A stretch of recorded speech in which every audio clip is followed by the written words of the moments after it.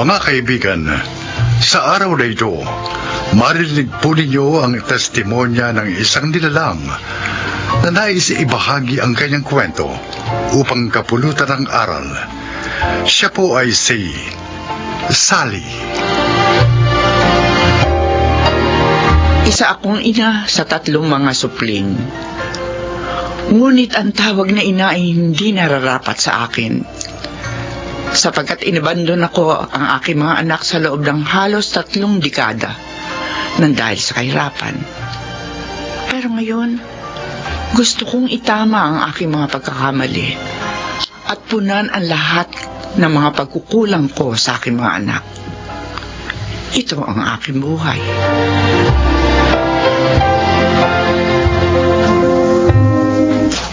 Sigurado ka ba sa gusto mo na bumalik uli sa mga buhay nila? Maraming taong kang nawala sa kanila. Sa palagay mo, tatanggapin ka uli nila? Gino, mga anak ko pa rin sila. Oo, hindi ako naging mabuting ina sa kanila. Inabandon ako sila.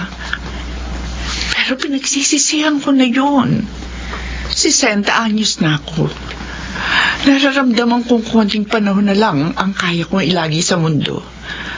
Kaya hanggat nabubuhay ako, gusto kong itama lahat ng pagkakamaling nagawa ko sa mga anak ko. Gino, ina pa rin ako. At umiiral pa rin ang pagmamahal ko sa mga anak ko. Bilang asawa mo, susuportahan ko ang desisyon mo. Nandito na tayo. Ako nang kakatok, Sally. Tao po! Tao po!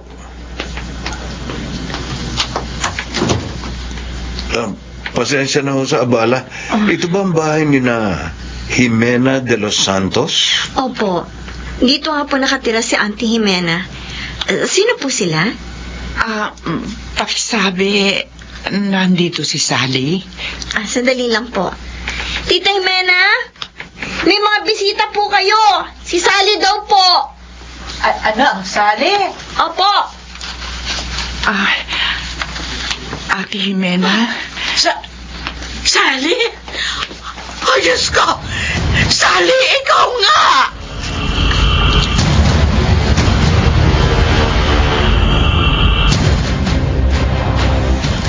Ang tagal mong hindi nagpakita sa amin o nagparamdaman lang.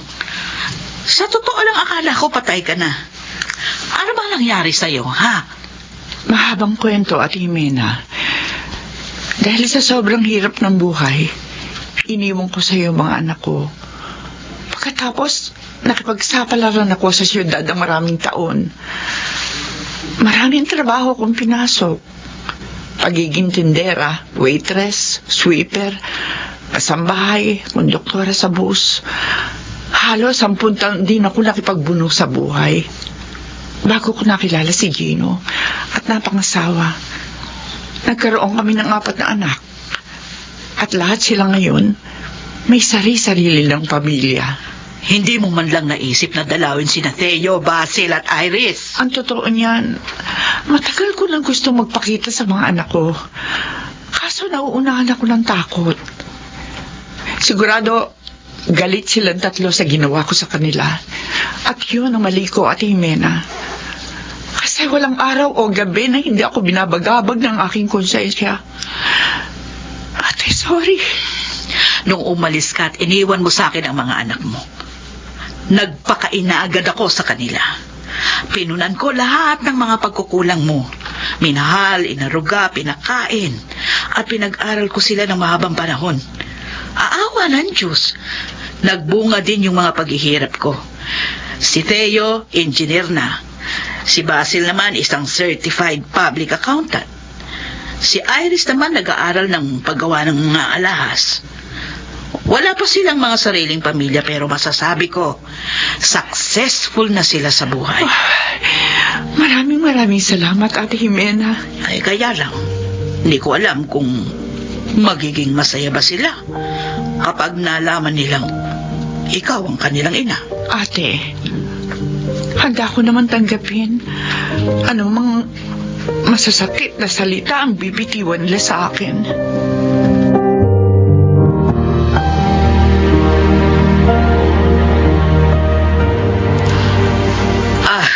Teo, Basil, Iris. Siya ang aking kapatid, si Sally. At ang ina ninyong tatlo.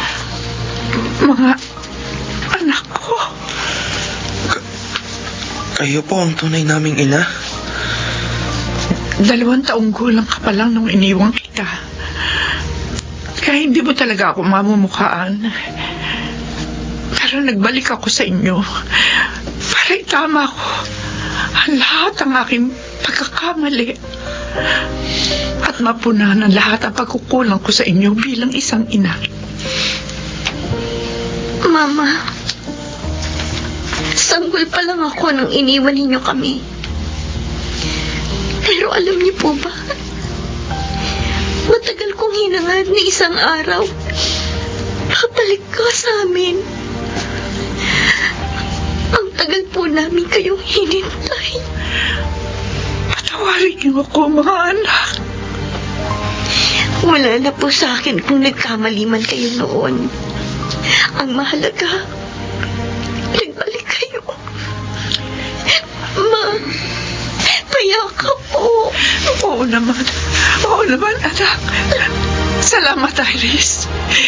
Pinatawad mo pa rin ako sa kabila ng lahat. Teo, Basil, patawarin niyo na ang inyong mama kung malaki man ang naging kasalanan niya sa inyo. Teo, Basil. Ma! Ma! Anak ko. Patawarin mo ko kung iniwang kita ng matagal. Pinapatawad ko na po kayo, Ma. Masaya po kaming magkakapatid kasi nagbalik na po kayo. Pero ako hindi. Hindi ako masaya. Teo, Akala nyo mapapatawad ko kayo sa ilang dekadang pag-abandona mo sa amin? Hindi. Kaya hindi mahalaga sa akin kung bumalik ka man o hindi. Teo! No, Ate Jimena. Kahit kailan, hindi ko kikilalanin ang babaeng yan bilang ina ko.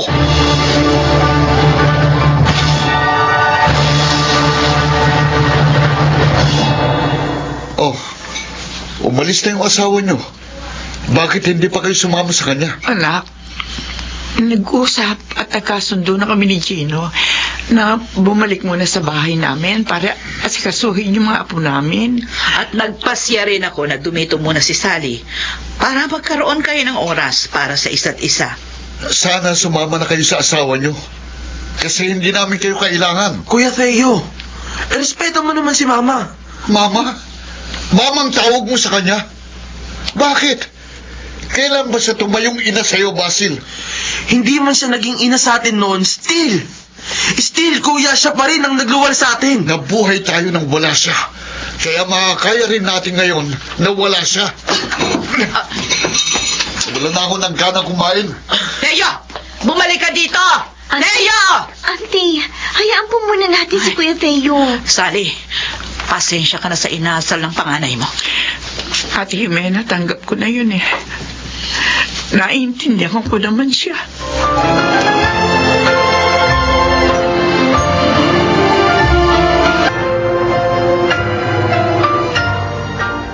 Engineer Theo, ito yung progress report natin sa Masagana Homes 2. Our project is well praised by our investors. Magandang balita yan. Anyway, ina-expect din nila na magiging successful itong Parker Building na ginagawa natin, ha? Kaya kailangan din nating pagtuunan ng pansin. Teka, ano yun? Ano yun? Ha? Engineer, gumuguho ang building! Mababagsakan tayo ng mga baton para masakto!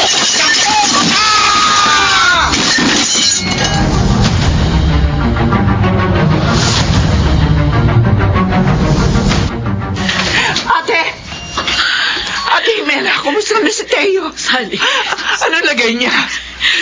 Ligtas sa bakal ako. ligtas na si Teo. Pero ang sabi sa akin ng doktor, napuruhan ng mga paa niya. Anong ibig mong sabihin? hindi na makakalakad pa ang iyong anak.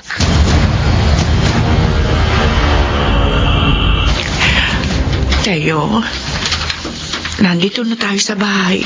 Oh, magluluto muna ako ng pananghalian natin, ha? Maiwan ko muna kayong dalawa ni Teo, Sally. Siya nga pala. Nagpalit na kayo ng kwarto ni Basil. Dito ka na ngayon sa dati niyang kwarto sa ibaba. Para hindi mo na kailangang umakyat pa ng hagdan. Halika. Ihahatid kita sa bago mong kwarto. Hindi na, huwag na. Hindi na kailangan. Kaya kong pagulungin ang wheelchair ko na mag-isa. Teo, anak. Hindi mo ba narinig ang sinabi ko? Hindi ko kailangan ng tulong mo. Kaya kong mabuhay nang hindi humihingi ng tulong sa'yo o kahit kanino. Diyos ko. Kailan kaya ako mapapatawad ng anak ko?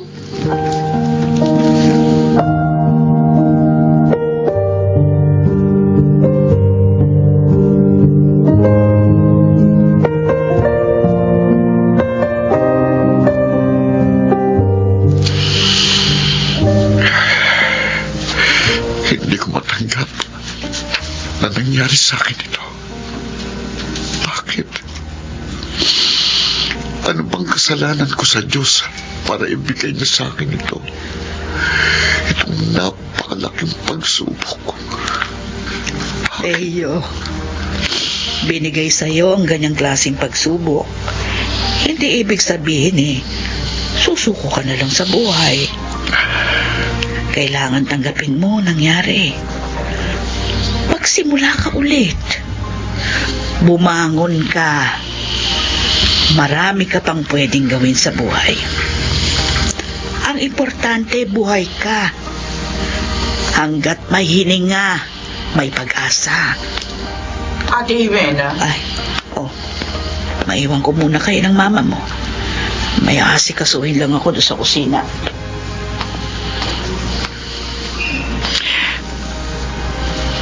Anak.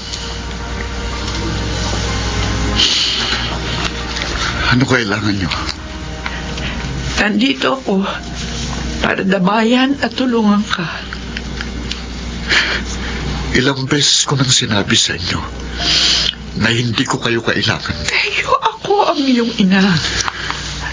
At kung may problema ang isang anak, ang kanyang ina ang tanging masasandalan niya. Anong sabi niyo, ina? Alam niyo bang ibig sabihin yan? Hindi, Sally. Hindi mo alam kung paano maging isang ina. Dahil ang isang tunay na ina, mamahalin at aarugayin niyang kanyang mga anak kahit gaano pa yun kahirap. Walang ina ang matitiis na abandonahin ang kanyang mga anak sa loob ng mahabang panahon. Nasabi ko na sa'yo dati na kaya ko nagawa yon dahil sa kahirapan. Hindi ko kayo kayang buhayin tatlo. Hindi ko maaatim na mapariwara kayo ng dahil sa akin. Kalokohan yan. Kalokohan! Kung talagang dahil sa kahirapan, kaya mo kami iniwan. Bakit nung mag-asawa ka kay Gino, nagkaroon ka ng mga anak sa kanya? Hindi sumagi sa'yo na abandonahin sila dahil sa kahirapan. At saka may kaya naman si Gino.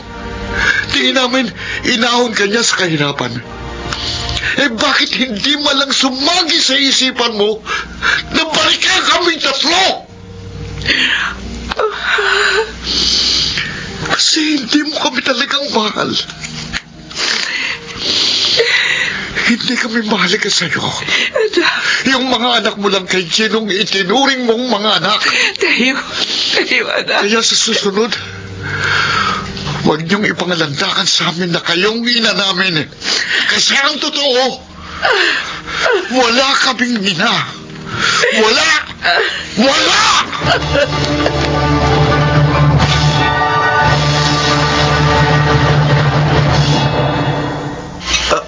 Auntie Jimena, nasan po si Mama?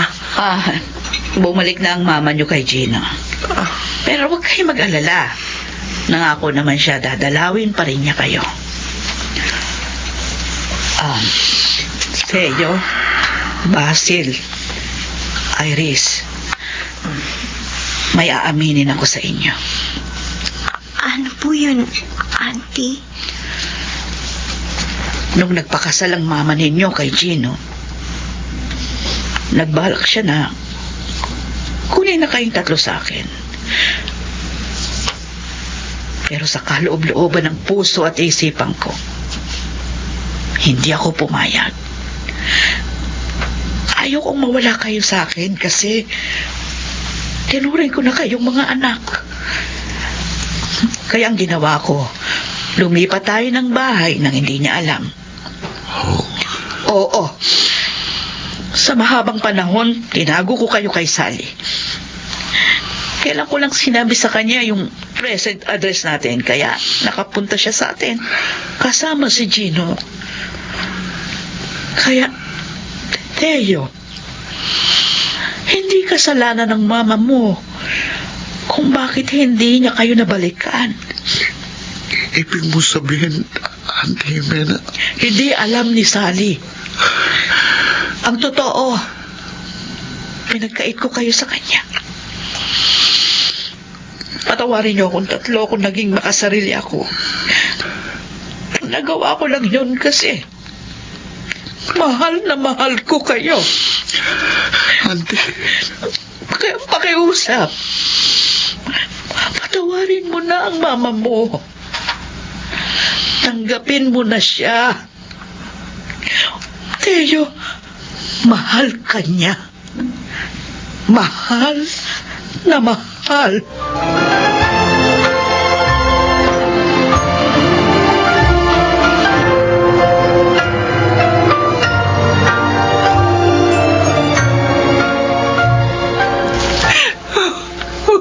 Ochi.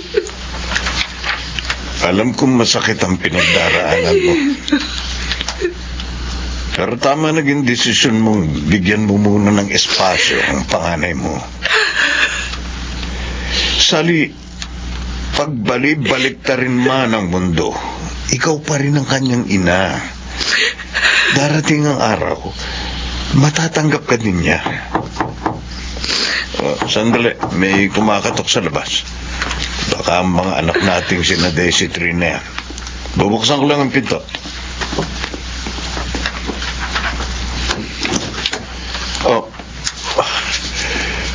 Sally, may mga bisita ka. Mama. Basil, Iris, mga anak ko, buti na pasyal kayo. May dala po kami mga pasalubong para sa inyo, Ma. Sana po magustuhan ninyo. May kasama pa po kami, Ma. Ma? Anak. Ma?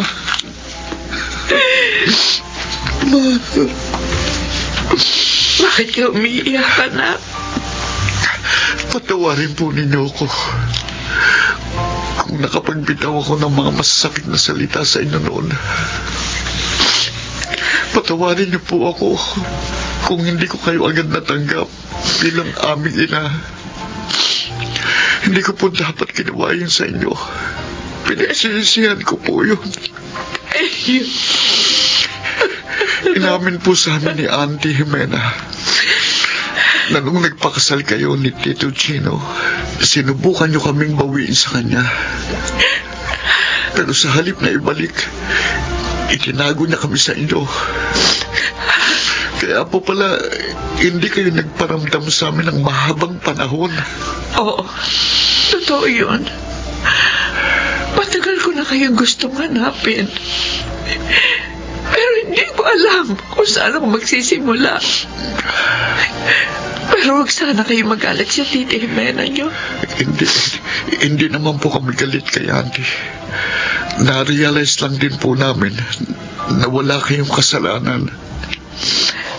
Masana, mapatawad na po ninyo ako. Teo, kahit kailan, hindi ako nagalit o nagtampo sa'yo.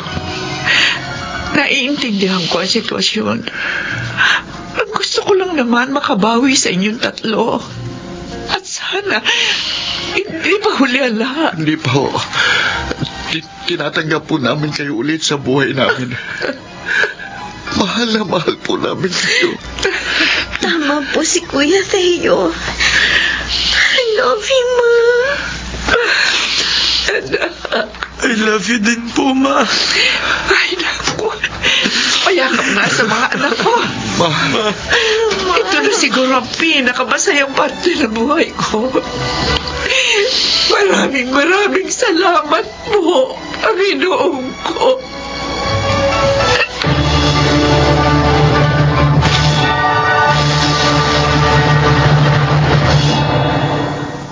Nakasama ko na ulit ang aking tatlong anak. Nagsimula ng panibagong buhay. Hindi man ako naging mabuting ina noon, pero sinisikap ko na ngayon na makabawi sa aking mga anak.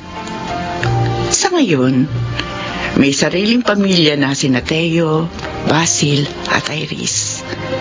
Salamat sa Diyos dahil binuo niya muli ang aking pamilya. Ako si Sally, isang ina, at ito ang aking buhay. mga nagsiganap, Susan Robles, Phil Cruz, Angelo Alcantara, Chiquit del Carmen Amor, Rosana Villegas, at Lionel Benamin.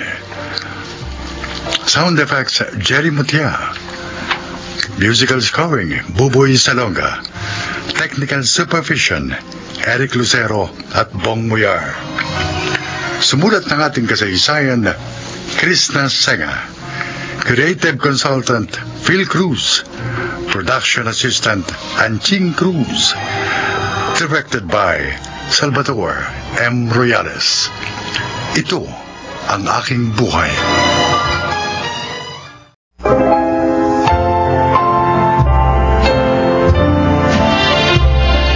Mga kaibigan, sa araw na ito ay maririnig po ninyo ang testimonya ng isang nilalang na nais ibahagi ang kanyang kwento upang kapulutan ng aral. Siya po ay si Tekla. Aaminin ko nung una, isa akong taong mapagsamantala sa kapwa. Ang mahalaga lamang sa akin noon ay pera. At yun ay nakukuha ko sa pamamagitan ng aking negosyong karinderya. Pero dumating sa aking buhay ang mga problema dulot ng aking kasamaan at labis ko yung pinagsisisihan. Ito ang aking buhay.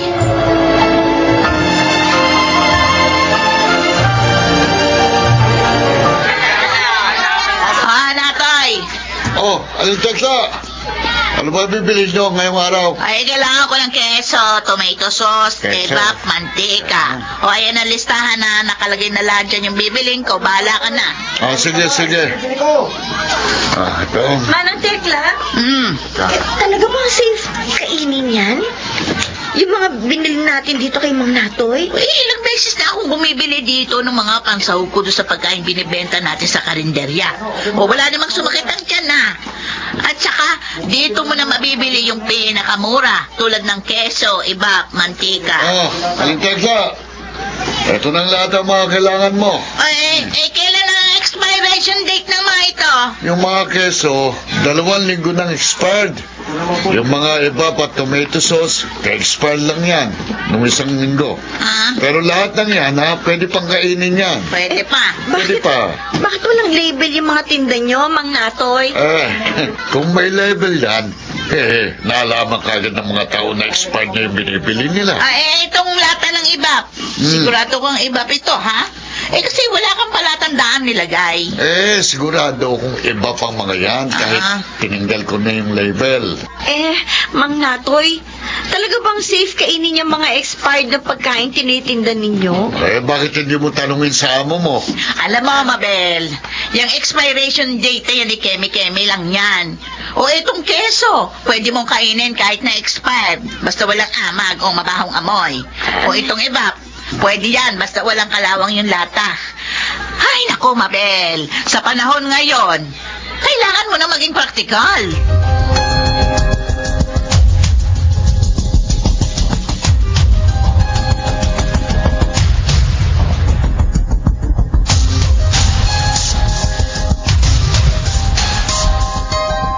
Pwede na spaghetti, oh. Ay, Aling Tekla, pabili nga nitong spaghetti mo, 6.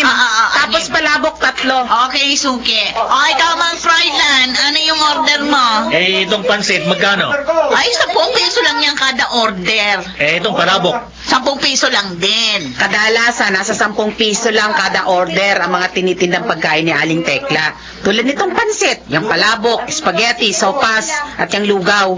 Talaga, Stella? Oo! Ang mura naman. Ay, talagang mura ang pagkain ko. Ay, tulong ko na rin yon sa komunidad natin. Kaya nga palagi ako dito bumibili. Kasi sulit ang pera ko. Mura na, malinis, masarap pa. Nako, Aling Tekla.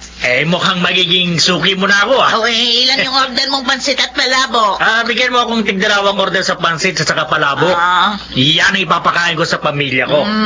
Tapos ako, dagdagan mo na rin ang 2 order ng sopas, ha? Sure, Suki. Mabel, kailan ka ba matatapos dyan sa niluluto mo? Kanina pa yan na. Maluluto na po itong sopas. Lalagyan ko na lang po ng evap. Aling Tekla, pwede pa ba itong evap? Kasi yung lata may kalawang sa ilalim. Buksan mo nga. Gamitin mo yung abrelata. Titingnan natin kung pwede pang gamitin. Oho. Oh, ayan, bukas na po. Titikman ko lang, ha? Okay pa ito, ha?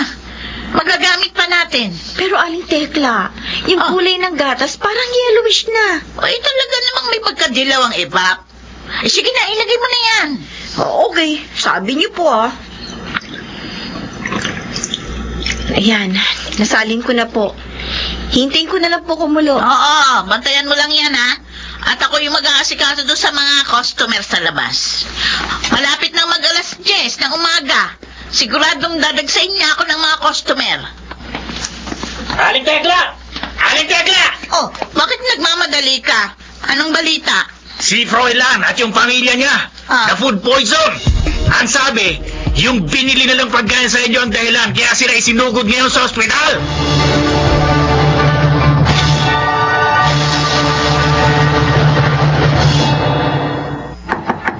Aling Tekla!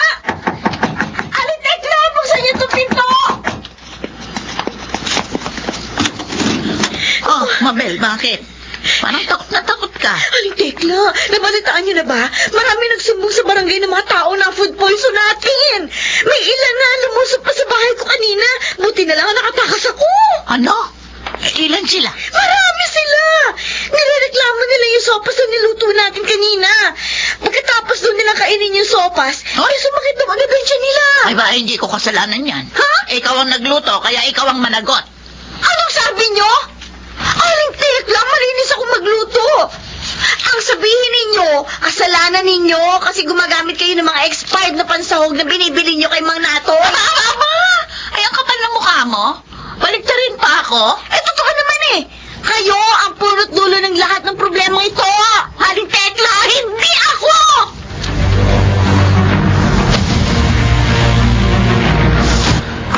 Oy, Aling Tekla! Aling Tekla! Walang iya ka! Lumabas ka dyan! Aling Tekla! Bakit ba, Stella? Ano ba problema mo? Ikaw! Ikaw ang problema namin! Kaya pala mura yung mga paninda mo kasi galing sa expired yung mga ginagamit ng pangsahog sa binibenta mo pagkain sa amin! Ay, anong pinagsasasabi mo dyan? Sumuko na si Mabel kanina. Inamin niya ang lahat na ikaw ang punot dulo ng food poisoning sa lugar natin. Masinungalingan yan. Ano kasi nungalingan? Sinisirahan lang ako ni Mabel kasi palpak siyang magluto. Siyang nakalason sa inyo, hindi ako. Ay, eto na pala mga pulis. Pulis. Tama pala ang dating namin, Aling Tekla. Iniimbitahan namin kayo ngayon sa presinto para imbestigahan ang nangyaring food poisoning kung saan sangkot ang karinderya nyo. Ikulong niyo ang babaeng yan. Walang konsensya.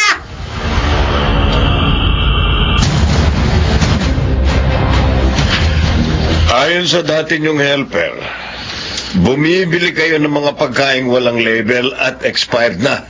At yun ang isinasahog ninyo sa mga tinda niyong pagkain. Tulad ng pansit, spaghetti o sopas. Opo, sir. Ba't nyo naman ginagawa yun? Alam nyo naman na pwedeng makasama sa kalusugan ang pagkain na expired. At bawal po sa ilalim ng batas ang pagtanggal o pagtamper ng label sa mga pagkain tulad ng keso at evap na binibili nyo kay alias Natoy. Doon lang kasi ako nakakabili ng murang pansahog sa pagkain. Kung bibili ako ng bago, mahal, maapektuhan ang negosyo ko. Mas uunahin nyo pa ba ang negosyo nyo kaysa sa kalusugan ng marami? Hindi naman sa ganon, pero... Patong-patong na kaso ang haharapin nyo. Ha? At malaki din ang magagastos nyo dahil kailangan nyo magbayad ng danyos sa mga taong nalason at naagrabyado ng negosyo ninyo.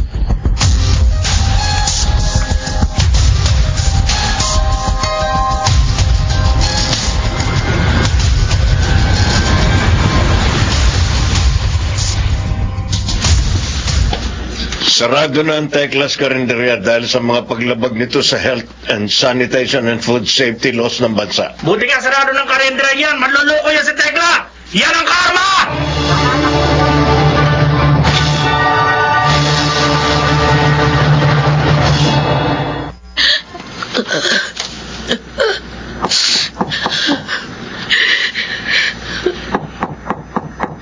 Anong Tekla?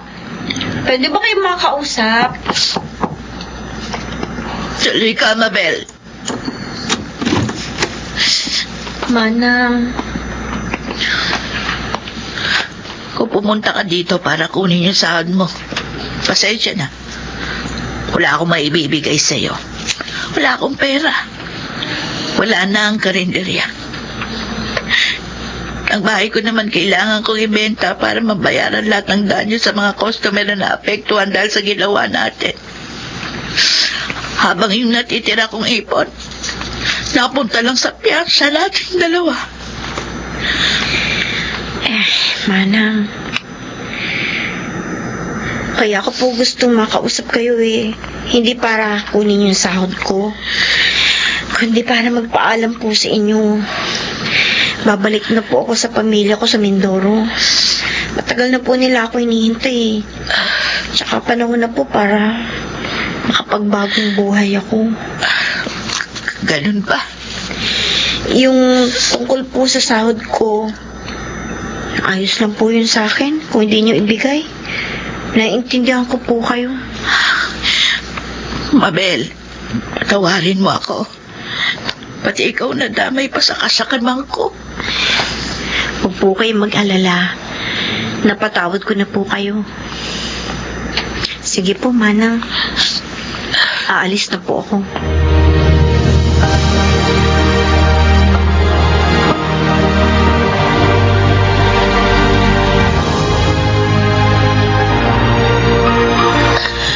Totoo ang karma.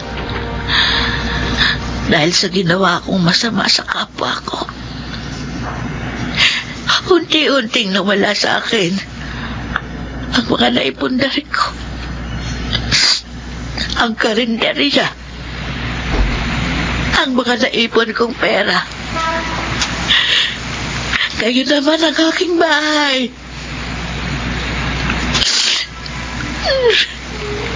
Ko pa ang grasa ngayon. Namamalimos para lang may makain. Tapos natutulog lang ako sa gilid ng kalsada. Nilalangaw. Walang gustong tumulong. Ano ba itong nagawa kong kasalanan? Ay, Diyos ko. Patawarin niyo na po ako.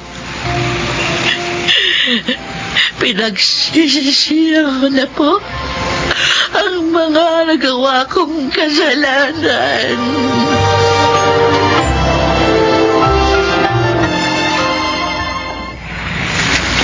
malimos po. Pangkain lang po. Maawa na po kayo sa akin. Aling Tekla? Ay, Aling Tekla, ikaw ba yan?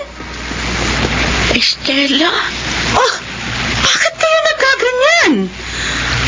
Kaya pala kayo biglang nawala sa barangay natin? Yung pala, nandito kayo, namamalimos? Nakarma na ako sa mga kasalanang nagawa ko sa inyo noon. Sana mapatawad mo ako, Estela. Kung isa ka sa naagrabyado ko noon. Wala na yun sa akin. Matagal ko na kayong pinatawad. Salamat. Ay, siya nga pala. Baka gusto niyong sumama sa akin sa simbahan. Doon, sa Immaculate Conception. Pwede na lang kayong matulungan sa sitwasyon niyo ngayon. Sige. Sasama ako sa iyo.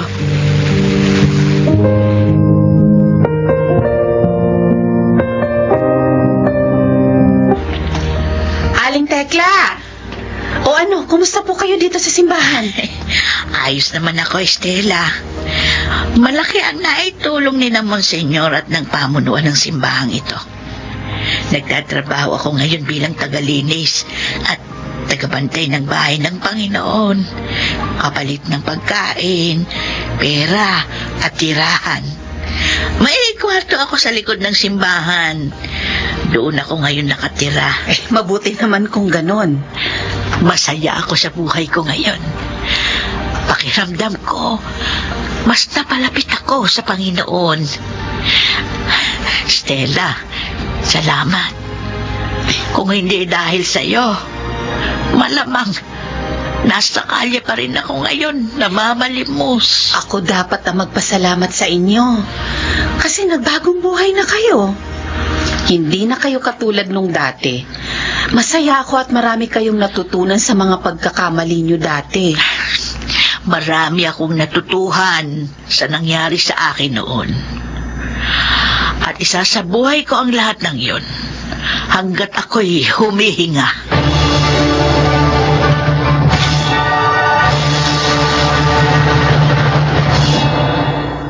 Oo, marami akong aral na natutuhan sa mga karanasan kong yun. At yun ay nagagamit ko ngayon sa aking pagbabagong buhay. Sa ngayon, patuloy pa rin ako sa paglilingkod sa Diyos sa pamamagitan ng paglilinis at pagbabantay sa kanyang sagradong tahanan. Itinuon ko na rin ang aking sarili sa mga proyekto ng simbahan, lalo na kung may kinalaman sa pagkakawang gawa. Sana'y magsilbing inspirasyon ang aking kwento sa lahat. Basta tatandaan lang natin palagi, walang imposible sa pag-ibig at awa ng Diyos. Ako si Tekla, dating tindera. Ito ang aking buhay. Mga nagsiganap, Chiquit del Carmen Amor, Jenaline de la Cruz, Maynard Landicho, Phil Cruz, Leonel Benamin at Rosana Villegas. Naglapat ng angkop na tunog Jerry Mutia sa musika ni Buboy Salonga. Supervisyong teknikal Eric Lucero at Bong Muyar. Mula sa panulat ni Krista Senga. Sa direksyon Salvador M. Royales. Ito ang aking buhay.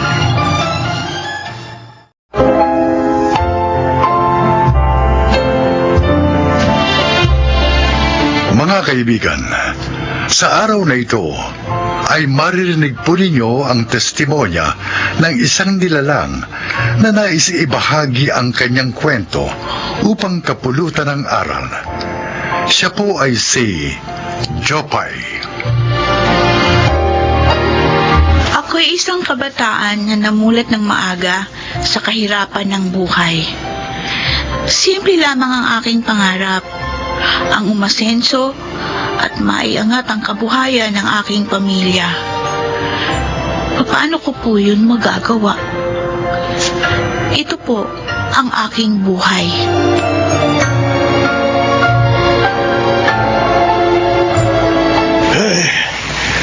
Sa wakas, naibenta rin natin yung mga uling sa palengke. Beruin mo, 2 bundok at 3 ilog ang tinawid natin para lamang makarating dito sa kabayanan. Itay, nagugutom na po ako. Ay, sige.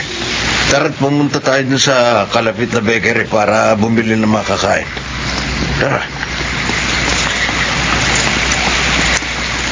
Oh, ayan. Tingnan mo, anong tinapay ang gusto mong kainin? Ito pong ensaymada.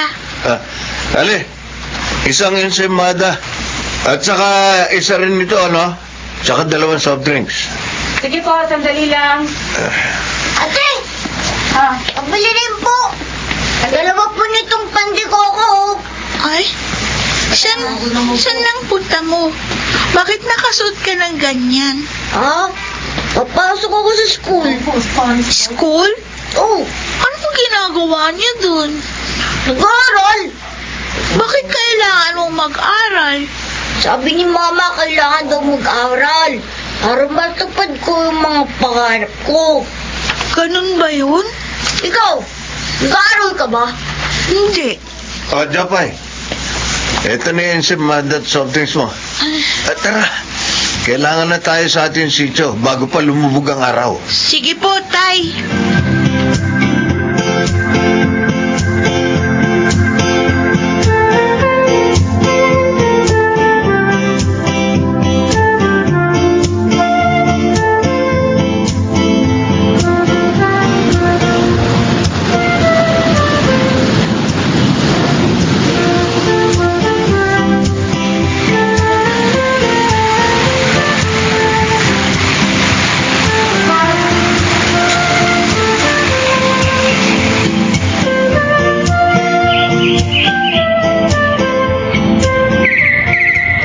Jopay, anak. O, eto. Ito yung niluto kong pastil. Binalot ko na sa dahon ng saging para makain mo habang naglalakad ka papuntang eskwelahan. Salamat po, Nay. Sigurado po akong hindi ko mapapansin ang pagod sa sarap ng niluto niyo.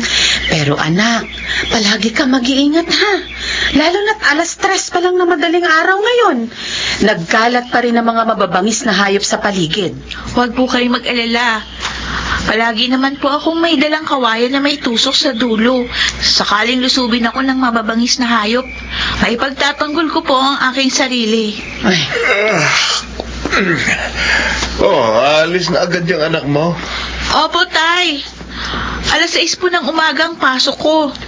3 oras po ang lakaran mula dito hanggang sa eskwelahan namin.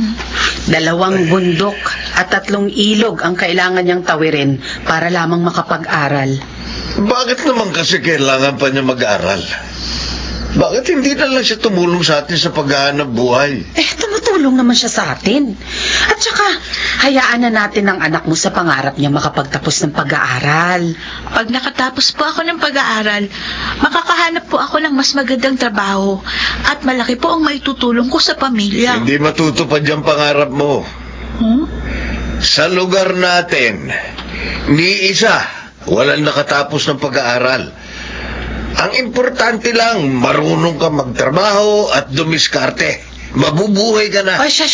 Sige na, Jopay. Umalis ka na. Baka mahuli ka pa sa pagpasok. Sige po, Nay. Tay, alis na po ako.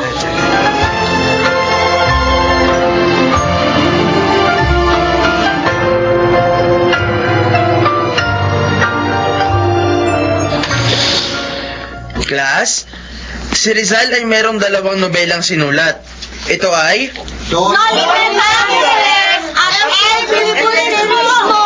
Tama kayo. Oh, Jopay, halos kalahating oras ka ng late sa klase ko ah. Teacher Bert, pasensya na po. Hindi na po mauulit. Sa susunod, agahan ko po pag-alis sa bahay. Pagod na pagod ka. Pumunta ka muna doon sa upuan mo at magpahinga ka. Opo, Teacher Bert.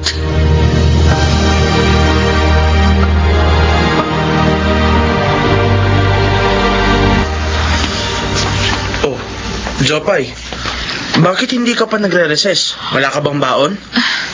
Nakain ko na po yung baon ko habang naglalakad papasok sa eskwelahan kanina. Nabalitaan ko nga na 2 bundok at 3 ilog ang tinatawid mo kada araw makarating lang dito. Alam mo, Jopay, natutuwa ako sa'yo. Kasi kahit mahirap makapunta dito, tinitiis mo para makapag-aral ka. Ay siya nga pala, dinalang kita ng pagkain. Mas magandang may laman ng sikmura para madali mong matutunan ng lessons natin. Salamat po. Ipagpatuloy mo lang ang pagsusumikap mo makatapos ng pag-aaral. Balang araw, maaabot mo rin ang mga pangarap mo.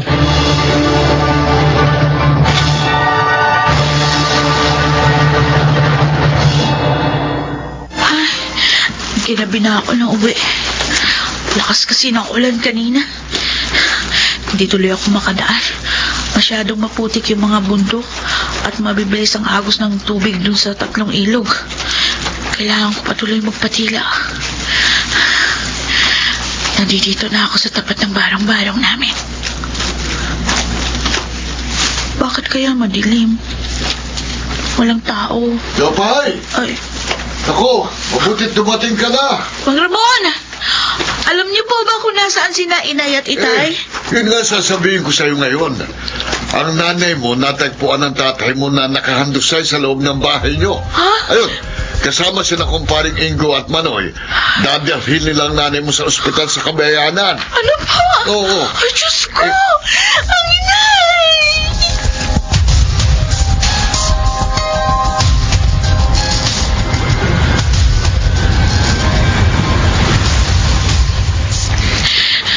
Kumusta na kaya si Inay?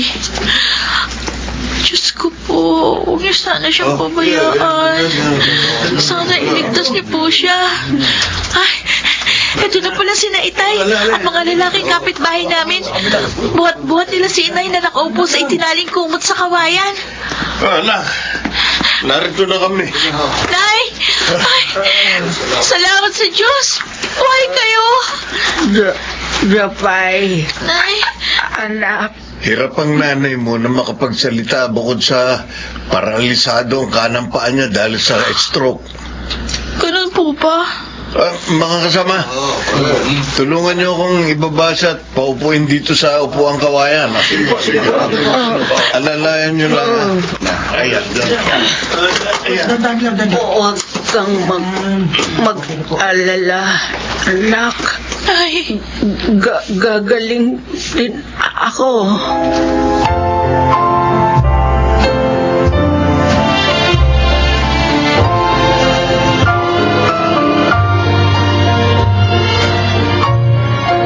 Ayan. Naubos niyo na po yung niluto kong lugaw para sa inyo, Nay. Nabusog po ba kayo? Salamat, anak.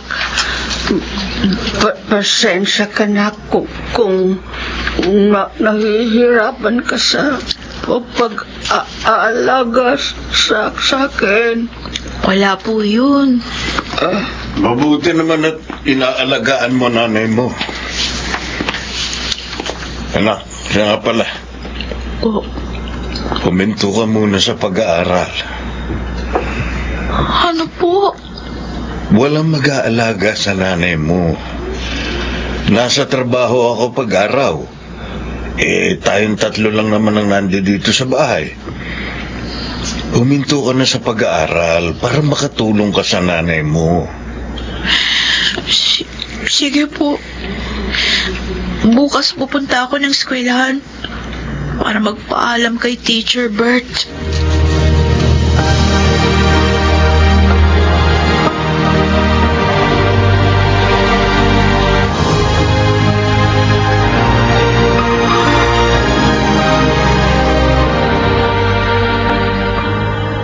Teacher Bert, titigil na po ako sa pag-aaral para maalagaan ko po ang nanay ko na may sakit. Ganun ba? Opo. Nakakalungkot naman, Jopay. Nakakapanghinayang. Dahil ikaw ang pinakamatalino sa buong klase. Pero naiintindihan ko kung bakit gusto mong huminto sa pag-aaral. Maraming salamat po. Dahil naging mabuti po kayo sa akin. Mamimiss ko po kayo, Teacher Bert. Ako rin, Jopay. Mamimiss din kita. Kung mapagdesisyonan mong bumalik ulit sa pag-aaral, lumapit ka lang sa akin. Tatanggapin kita ulit sa klase ko.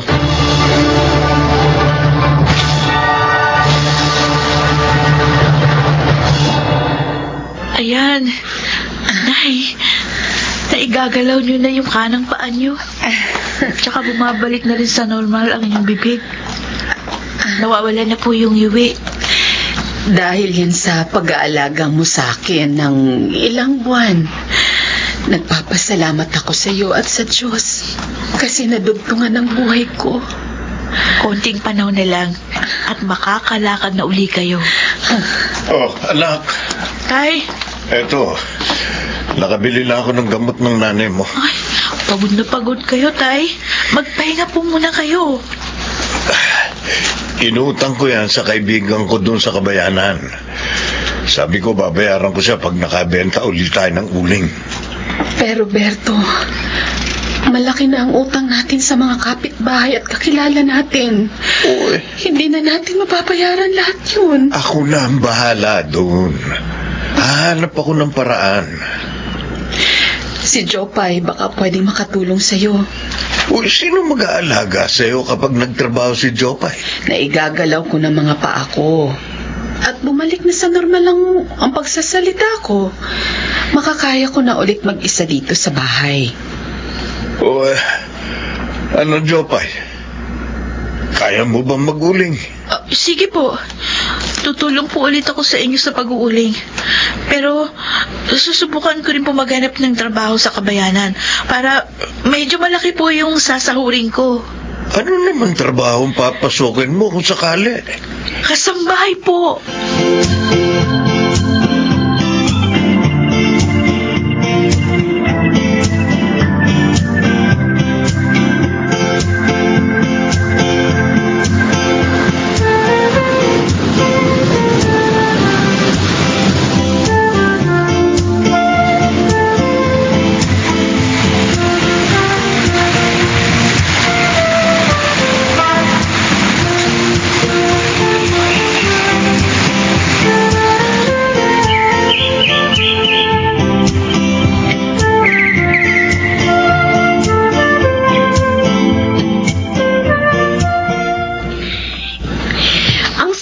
Maglinis, Jopay. Maayos at pulido din ang gawa mo. Gusto ko yan. Salamat po, Ma'am Gina. Anyway, eto palang sahod mo para sa buwang ito. Ay, Ma'am. Sobra po yung pasahod niyo sa akin. Talagang sinobrahan ko na. Tutal, masipag ka naman at mapagkakatiwalaan. At saka para makatulong na rin yan sa pamilya mo. Maraming salamat po. Malaking tulong po ito sa amin.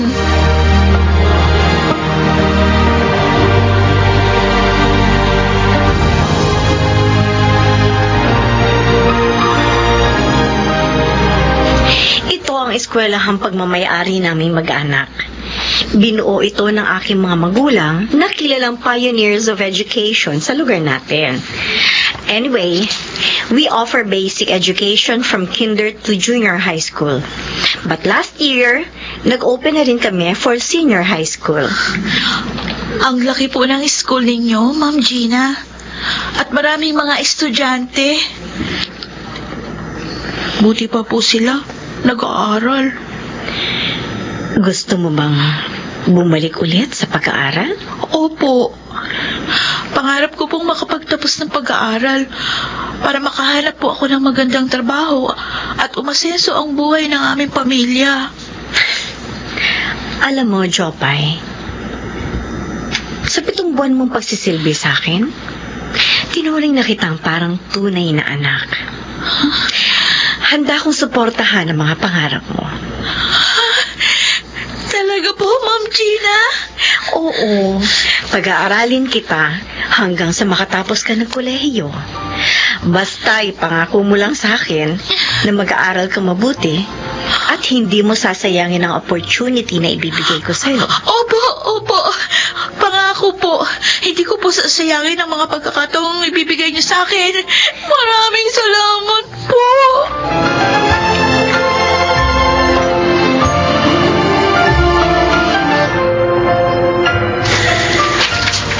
Sinong inaabangan mo? Ay, syempre ang anak natin.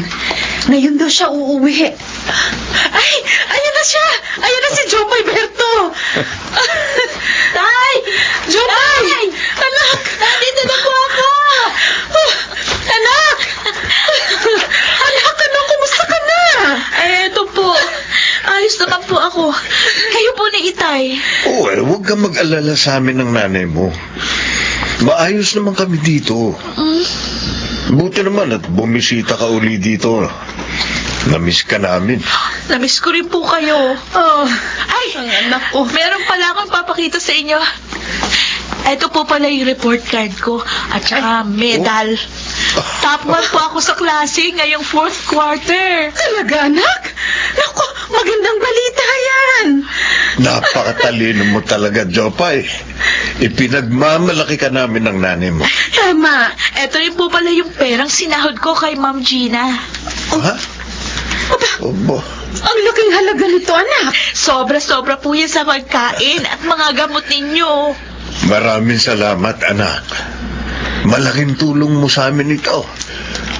Oy, isa nga pala. Nag-usap na kami ng nanay mo tungkol sa pag-aaral mo. Oo nga. Ibinibigay ko na sa iyo ang buong suporta ko. Pasensyahan mo na rin ako kung hindi kita sinuportahan dati. Basta kung kailangan mong tulong, nandito lang kami ng nanay mo, ha? Lumapit ka lang sa amin. Opo, Itay. Salamat po sa inyo ni Inay. Pangako, isasama ko po kayo sa pag-asenso ko. Balang araw.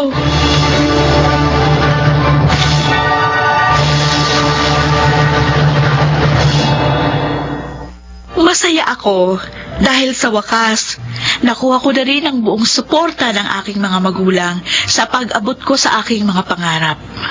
Sa kasalukuyan, nasa grade 11 na po ako at isang honor student. Oo, malayo pa ang aking lalakbayin para tuluyan kong maabot ang aking pangarap. Pero hindi po ako nawawala ng pag-asa dahil alam ko na hindi ako pababayaan ng Diyos. Darating ang araw, aasenso din kami ng pamilya ko. Ako si Jopay, ito ang aking buhay. Mga bituin ng radyo na nagsiganap sa ating kasaysayan ay sina Rosana Villegas, Jenaline de la Cruz, Leonel Benjamin, Angelo Alcantara, Chiquit del Carmen Amor at Phil Cruz. Naglapat ng angkop na tunog Jerry Mutia sa musika ni Buboy Salonga.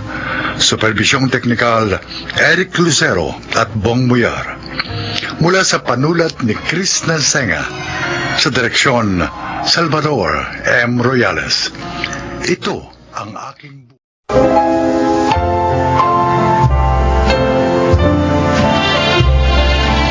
mga kaibigan, sa araw na ito ay maririnig po ninyo ang testimonya ng isang dilalang na nais ibahagi ang kanyang kwento upang kapulutan ng aral. Siya po ay si Nanding.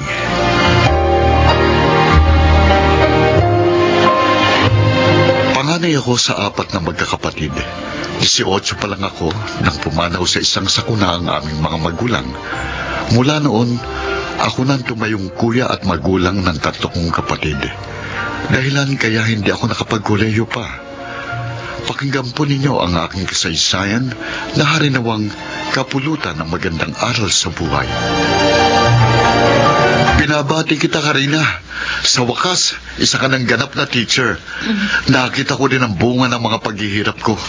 Ikinararangal kita, kapatid ko. Congratulations, Ate Karina. Ngayon, matutulungan mo na si Kuya Nanding sa pagpapaaral sa amin ni Jenny. Kuya Nanding, Ruben, Oh, bakit parang hindi ka makapagsalita? Ano ba gusto mong sabihin? Iniisip mo ba na mamadaliin kitang makapagtrabaho ngayong may lisensya ka na? Karina, kung gusto mo munang magpahinga, okay lang yun, ayos lang yun. Hindi yun, Kuya. Ano? I'm sorry. Pero kailangan na naming magpakasal ni Edgar. Ha? Pero bakit, ate? Di ba ang pangako mo, pagtatapusin mo muna ako bago ka mag-asawa? Para naman mabawasan na ang hirap sa amin ni Kuya Nanding. Oo, Ruben.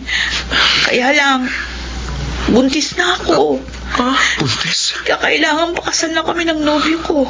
Ikaw? Buntis? Kuya, patawarin mo sana ako. Patawad.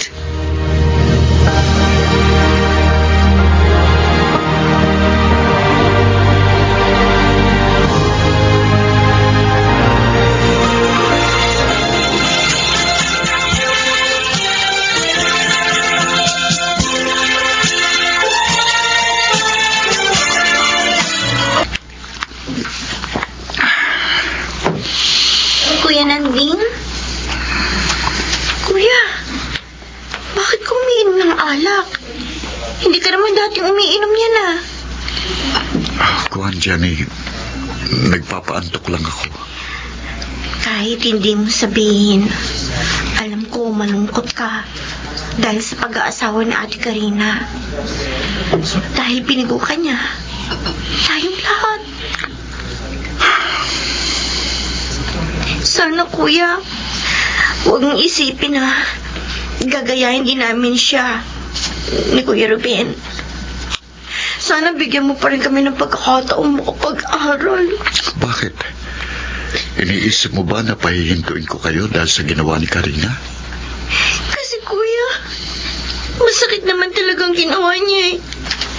Pati nga kami ni Kuya Ruben, inis sa kanya. Huwag kayong magtanim ng galit sa kanya. Magpasalamat na lang tayo na hindi siya iniwan ng nobyo niya. At tungkol naman sa inyo ni Ruben, huwag kayong mag-alala. Hindi ako magbabago sa pagtataguyod ko sa inyo. Magsisika pa rin ako para makatapos kayo ng pag-aaral.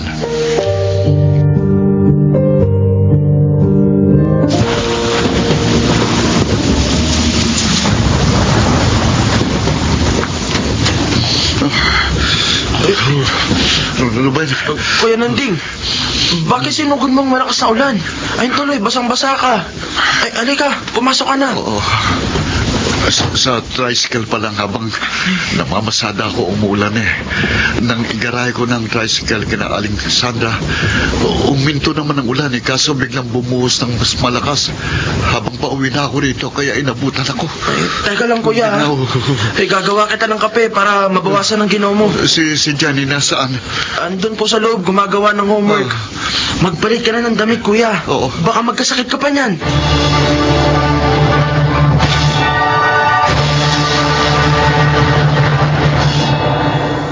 Saan ka pupunta, Jenny? Ibibili ko ng gamot sa lagnat si Kuya Nanding, Kuya Ruben. May sakit si Kuya? Oo, ang init nga niya eh. Siguro dahil naulanan siya kagabi galing pamamasada. Ay, kawawa naman si Kuya. Oo nga. Pero sabi niya, papasada pa rin daw siya pag wala na siyang lagnat. Sayang daw ang araw kung hindi siya kikita.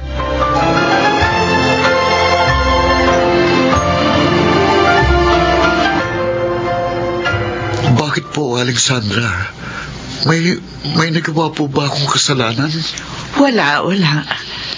Napakabait mo nga eh. Mula na maging driver ka ng tricycle namin, naging maganda ang record mo rito. Pero bakit sabi nyo, hanggang bukas ko na lang maaaring ipasada ang tricycle nyo? Dumating kasi yung isa ko pang anak na may asawa. Eh dito na rin siya titira. Kailangan niya kasi ng trabaho. Kaya ang sabi ng asawa ko, sa kanya na ipalabas yung tricycle. Ganun po ba? Oo eh.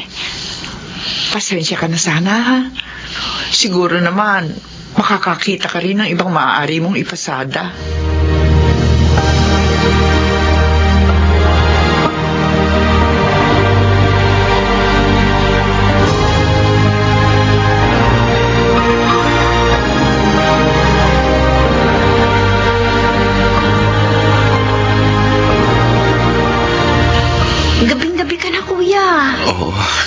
ko eh.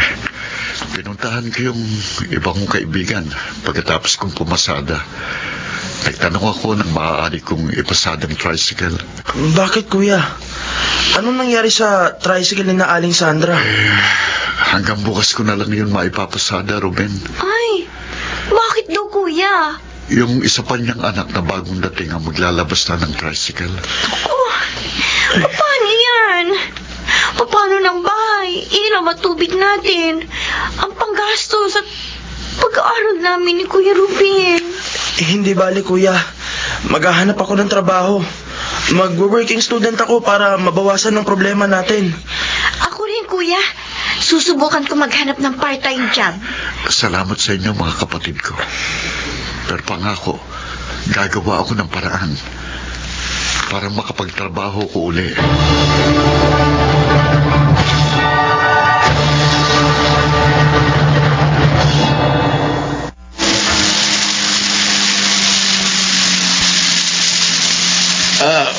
Diyan na lang sa tabi, Mama. Para. Ako.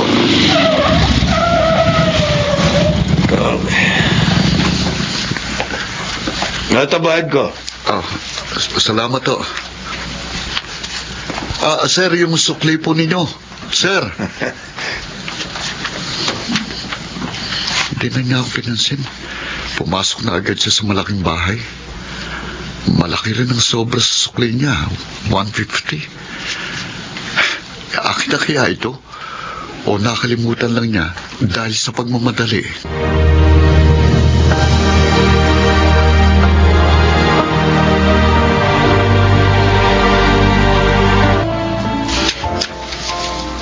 Salamat sa pagbalik mo nitong cellphone ko, Nanding. Napakahalaga nito sa akin. Narito lahat ng konta ko sa aking negosyo. Salamat, ha? Salamat ulit. Okay lang ho yun, Sir Zoilo. Ibabalik ko nga rin ho pala itong sukli ninyo. Tinatawag ko kayo kanina pero hindi niyo ako napansin. Ganun ba? Sa sobrang pagmamadali ko, kaya naiwan ko sa sasakyan mo ang cellphone ko. Itong sukli nyo. Hayaan mo na yan. Sa'yo na yan. Kulang pa nga yan sa abalang ginawa ko sa iyo. Gabi na, pero ibinalik mo pa ang cellphone ko. O di mapupuyat ka pa at papasada ka pa naman bukas. Wala na po akong pasada bukas, sir. Yung anak na ng may-ari ng tricycle ang magpapasada ng sasakyan. Paano ka na? Ang totoo ho, naghahanap nga ho ako ng trabaho. Ay, ako. Teka, naghahanap ako ng magiging driver ko Ako? Marunong ko ba magmaneho ng kotse? Ako? Oo, sir. Kung gusto mo, ikaw na lang. Huwag ka mag-alala. Bibigyan kita ng magandang sweldo. Maraming salamat po, sir. Kailangan ko po talaga ng trabaho. Ako pong nagpapaaral sa dalawang kapatid ko. 18 pa lang po ako nang mamatay sina Inay at Itay sa isang aksidente. At mula po noon, ako nang kumargo sa mga kapatid ko. Mabait ka pala talaga. Sige, ikaw na ang kukunin kong driver ko. At tutulungan pa kita sa ibang problema mo.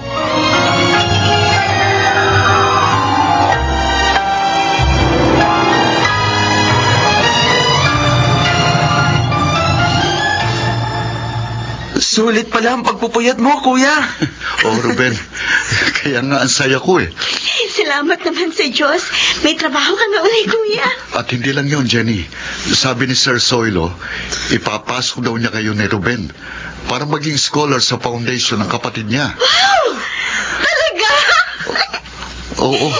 Ngayon, sigurado nang makakapagtapos kayo ng pag-aaral.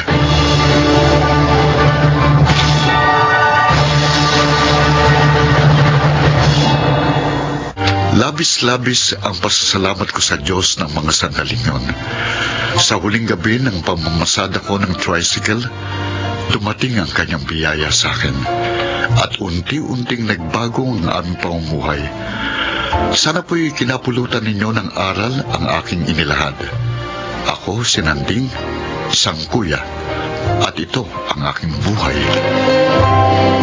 Mga nagsiganap, Phil Cruz, Susana Villegas, Angelo Alcantara, Chiquit del Carmen Amor, Susan Robles, Leonel Benjamin.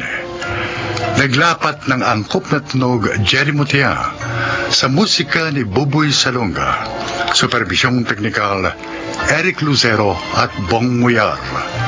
Creative Consultant Phil Cruz. Production Assistant Anching Cruz. Ito'y mula sa panulat ni Thelma Corporal Alcantara. Direksyon Salvador M. Royanas. Ito ang aking buhay.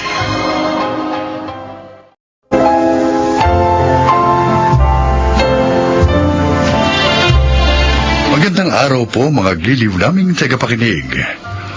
Maririnig natin ang paglalakad ng isang mister na muntik nang masira ang pamilya dahil sa kawalan ng sariling disposisyon sa buhay.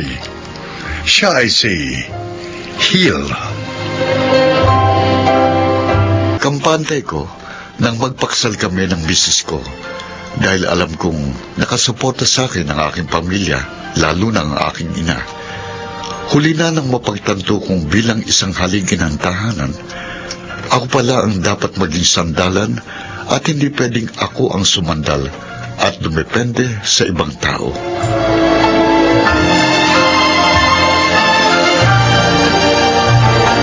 May iniaalok na pwesto sa akin si Marie para sa meat shop natin. Mas maganda yata doon kesa naman dito lang tayo sa bahay. Mas dadami ang customer natin kapag lumipat tayo. China, maayos naman ang benta natin dito sa bahay. Mas mabuti rito, hindi ka nalalayo. Andiyan pa si Mama. Matutulungan ka kapag may ginagawa kang iba. Hill, gusto ko lumago ang negosyo natin para naman hindi ka nagkakandara pa sa pagtatrabaho. Maayos naman ang kita natin dito, di ba? Kukunti ang tubo. Mas gusto ko doon sa iniaalok ni Marie kasi nasa downtown proper. Magpabayad ka pa ng renta doon eh. Mababawi naman natin ang gastos dahil mas marami tayong maititinda doon. Hindi gaya dito na limitado lang kasi kukunti ang customer. O sige, tatanungin ko si Mama kung anong suggestion niya. Si Mama? Oo, bakit? Ayaw mong konsultahin muna si Mama bago tayo magdesisyon?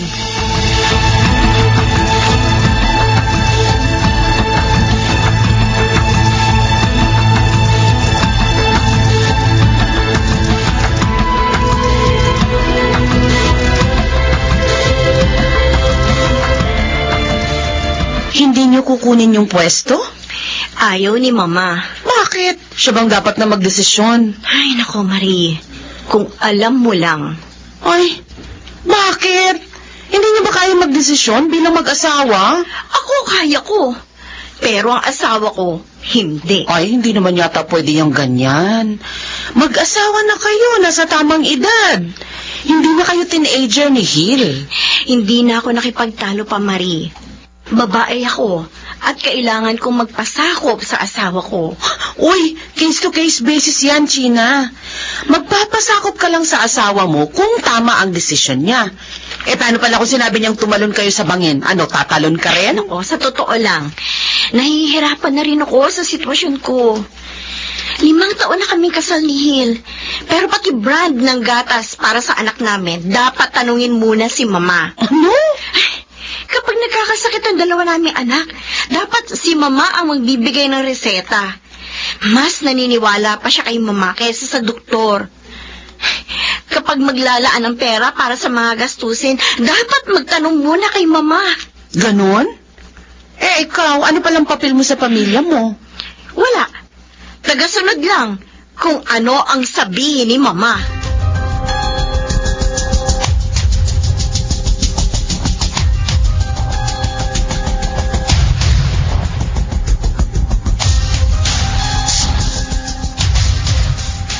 Ano yan?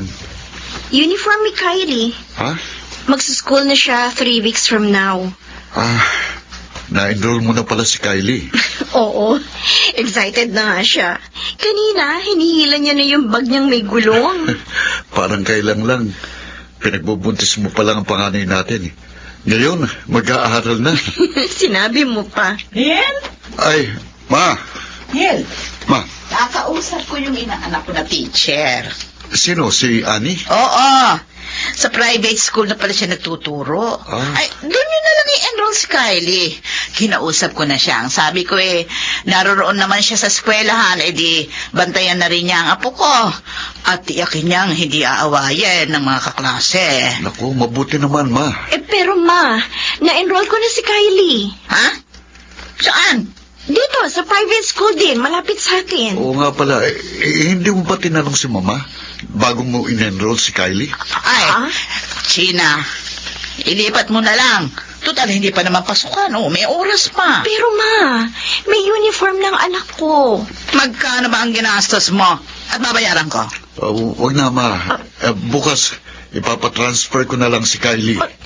Hill?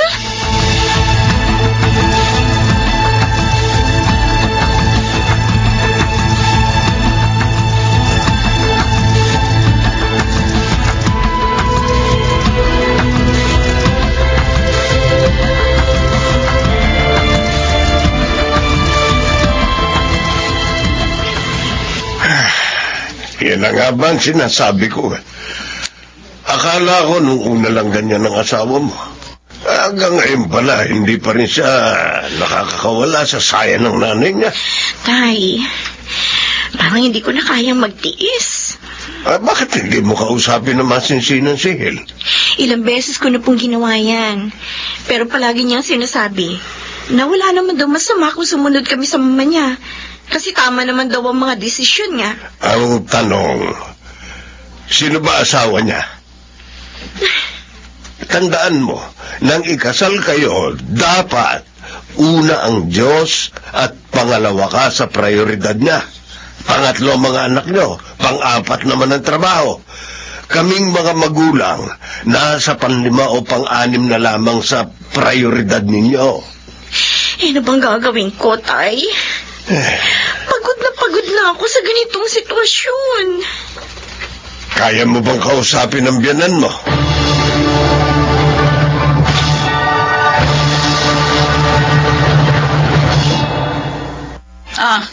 Bakit, China? Ma, pwede ko ba kayong makausap? Tungkol saan? Alam niyo naman pong iginagalang ko kayo, hindi po ba? Wala na po akong nanay, kaya mula nang maging kami ni Hil, itinuring ko na kayong totoong ina. Mahalaga po kayo sa akin. Pero, may sarili na kasi kami pamilya ni Hil. Gusto ko sana matuto na rin si Hil na magdesisyon ng sarili niya. Tapos? Kaya lang po, sa tuwing may gagawin kaming desisyon, gusto niya kukonsultahin muna kayo. Anong masama doon? Ayoko po sana siyang masanay na umasa sa inyo. Kasi parang ang nangyayari, hindi siya nagiging responsable sa mga mahalagang desisyon dahil kayo lagi ang tinatakbuhan niya. May sarili na po kaming pamilya. At gusto ko sana ang mga desisyon ay manggagaling na lang sa aming dalawa. Ang dami mo pag sinabi. Ang gusto mo lang namang ipakahulugan pakialamera ako, hindi ba? Ay. At ayaw mong nanghihimasok ako sa inyo. Hindi po sa Ay, naku, ganun, naku. Ma. Mamaya natin ito pag-usapan kapag nandito si Hil. Tingnan ko lang kung masasabi mo to sa harapan niya. Ma. Ito pakatandaan mo, ha? Nanay ako ng asawa mo. Kung hindi ko siya pinagbuntis, wala kang asawang kumakayod araw at gabi para mabuhay kayo ng mga anak mo. Ang kapal na mukha mong pagsabihan ako ng ganyan. Bakit? Minsan ba nalagay na kayo sa alanganin dahil sa mga desisyon ka? Baka nga kung hindi dahil sa akin, wala kayong negosyo ngayon. Hindi siguro sa maayos na eskwela nag-aaral yung anak mo at baka isang kahig, isang tuka na yung pamilya nyo. Dahil hindi ka naman marunong sa buhay.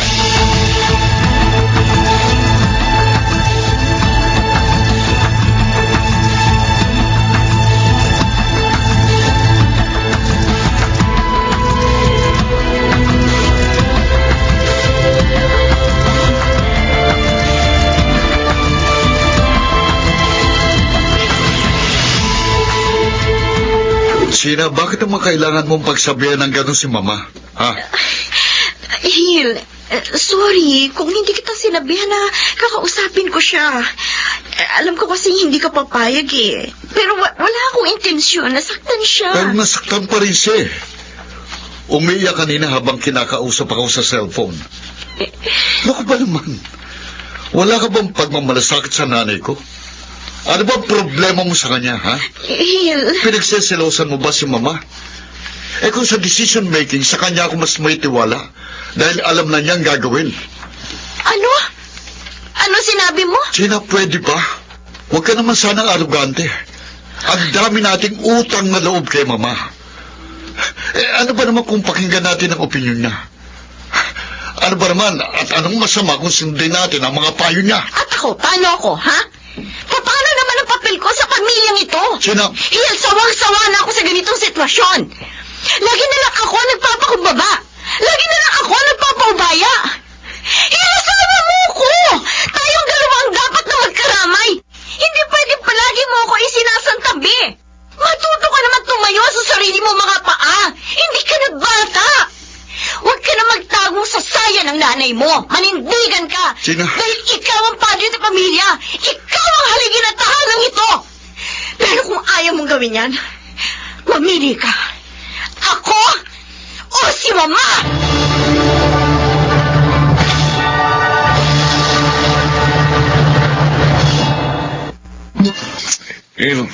Kaibigan mo ako, ha? At ayoko makipagplastikan sa iyo, pare. Ang totoong kaibigan, pinupuna ang mali ng kanyang kaibigan. Kaya ngayon, sinasabi ko sa iyo, ikaw ang mali. Tama si Gina, pare. May pamilya na kayo.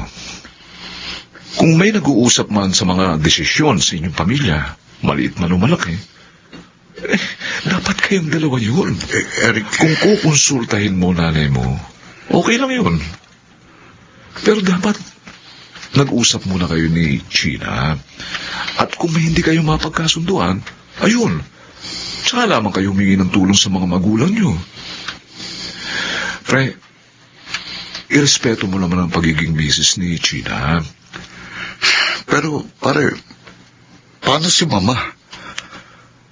Ayoko maramdaman niyang hindi na siya mahalaga sa amin. Uy, hindi naman sa hindi na siya mahalaga. Pare, kailangan niya ring maunawaan na may asawa ka na. At kailangan ka na niyang pakawalan para matuto ka na rin. Kasi hindi naman habang buhay na nariyan ang mama mo, nakasama mo, di ba? Eric, tatanungin kita. Oh. Anong klase ba akong padre de pamilya? Bakit ganito ako? Sa totoo lang, natatakot kasi akong magkamali. Kaya para sigurado, si Mama talagang inaasahan ko. Pare, sorry ha. Huwag kang duwag. Lalaki ka, pare. Ikaw ang leader ng pamilya nyo.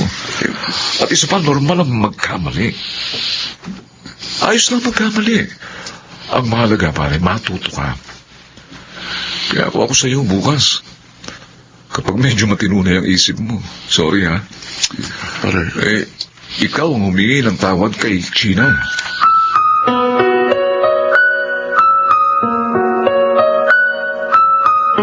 Gina, patawarin mo ako. Buong buhay ko, nakasandal talaga ako kay Mama. Pakiramdam ko kapag muwa ako ng sariling desisyon, mapapahamak ako. Tayo akong mangyari yun. Lalo na't maapektuhan ka at ang mga bata. Pero tama ka. Pamilya na natin ito at dapat ikaw ang pinakikinggan ko. Lalo na't hindi ka naman maghahangad ng anumang ikasasama natin.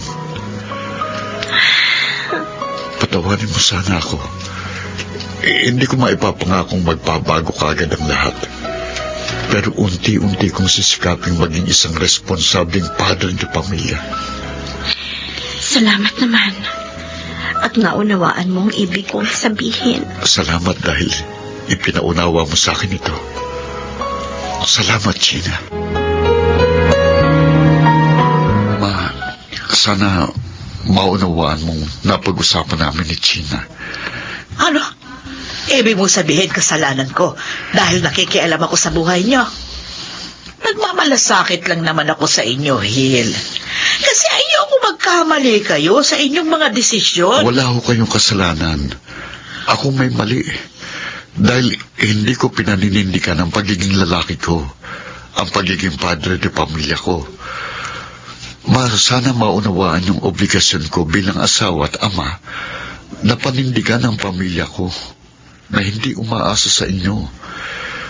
Huwag ko sanang sasamang loob nyo. Hayaan nyo lang kami ni China na magdesisyon sa buhay namin. Hayaan yung matuto ko sa buhay. Ay, oo, sige. Naunawaan ko. Sa isang banda, may mali din naman ako.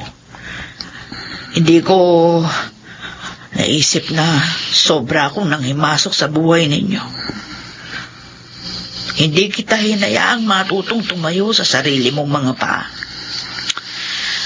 Anak, patawarin mo ako. Patawarin niyo ako ni China. Hayaan mo.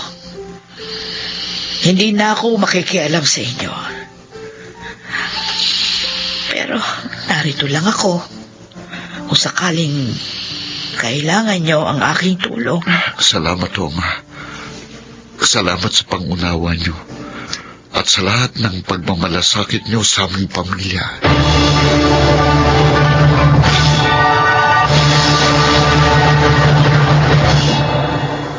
Kung may ipinagpapasalamat man ako, yon ay ang pagkakaroon ko ng maunawaing asawa na hindi kaagad sumuko sa akin kahit napakarami kong pagkukulang sa aming pamilya. Ngayon, mas nagagampanan ko na ng maayos ang aking papel bilang isang asawa at ama ng mga anak ko. Ako po si Hil at ito ang aking buhay.